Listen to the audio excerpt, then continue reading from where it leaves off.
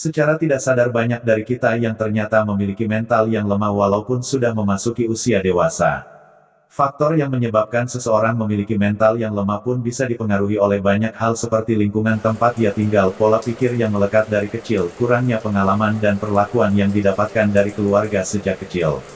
Untuk itu, dalam meraih kesuksesan baik dalam berkarir atau berbisnis, hal-hal seperti skill, hoki, uang, latar belakang pendidikan atau wawasan saja tidak cukup.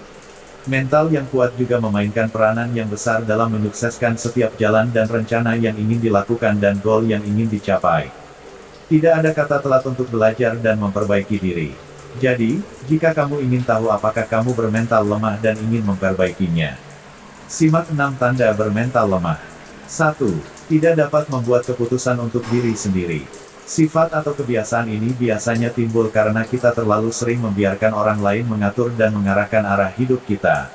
Seperti orang tua yang memilih jurusan kuliah untuk kita, atau membiarkan teman kelompok belajar yang memutuskan ide, tema atau konsep atau tidak pernah berani menjadi pimpinan untuk sebuah organisasi. Kebiasaan membiarkan orang lain menentukan segala sesuatu yang berhubungan dengan diri kamu akan membuat kamu menjadi ragu untuk memilih pilihanmu sendiri. Jika ini terus berlanjut, kebiasaan ini akan menjadi perilaku ketergantungan yang nantinya akan merugikan kamu di masa depan. Sesuatu yang terlalu banyak dicampuri orang lain dan bukan dari hasil keputusan kita sendiri biasanya akan berujung terhadap penyesalan.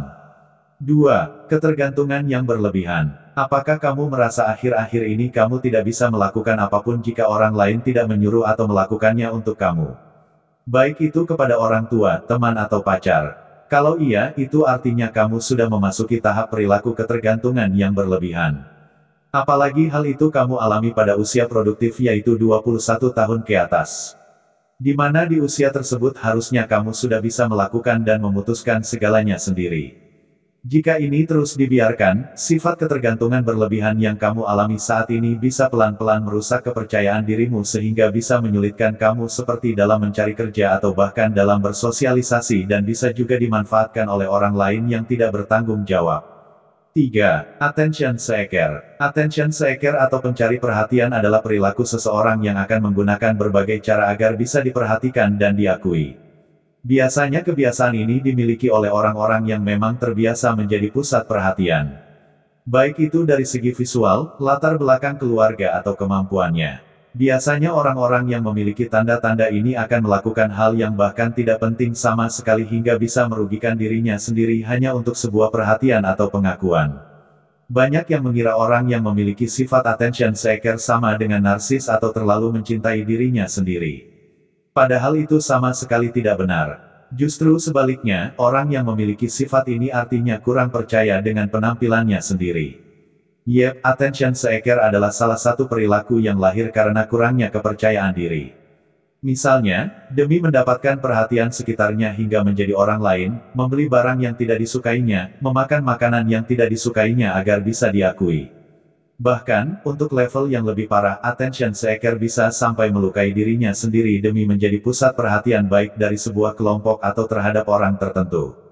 4. Susah move on. Julukan susah move on seringkali diberikan kepada mereka yang baru putus dan belum memiliki pacar. Padahal sebenarnya, susah move on itu tidak hanya seputar masalah percintaan saja. Orang yang susah move on artinya dia orang yang sulit melepas kenangan buruk, sulit memaafkan dan tidak menyukai perubahan. Orang-orang seperti ini dikatakan bermental lem. 4. Susah move on. Julukan susah move on seringkali diberikan kepada mereka yang baru putus dan belum memiliki pacar. Padahal sebenarnya, susah move on itu tidak hanya seputar masalah percintaan saja. Orang yang susah move on artinya dia orang yang sulit melepas kenangan buruk, sulit memaafkan dan tidak menyukai perubahan.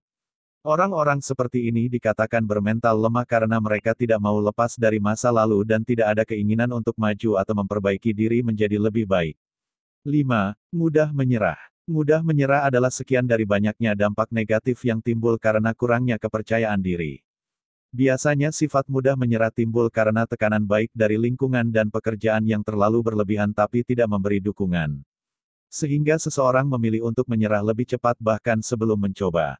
Untuk itu, dukungan dan nasihat adalah salah satu hal yang penting untuk membuat orang-orang yang mudah menyerah untuk kembali semangat dan optimis dalam menjalani apa yang sudah direncanakannya. 6. Sulit mengontrol emosi. Sulit mengontrol emosi biasanya akan membuat kita melakukan hal yang impulsif atau tiba-tiba tanpa dipikirkan terlebih dahulu. Seperti berbicara yang bisa menyakiti orang lain sampai berbelanja hal yang tidak penting hanya karena bosan.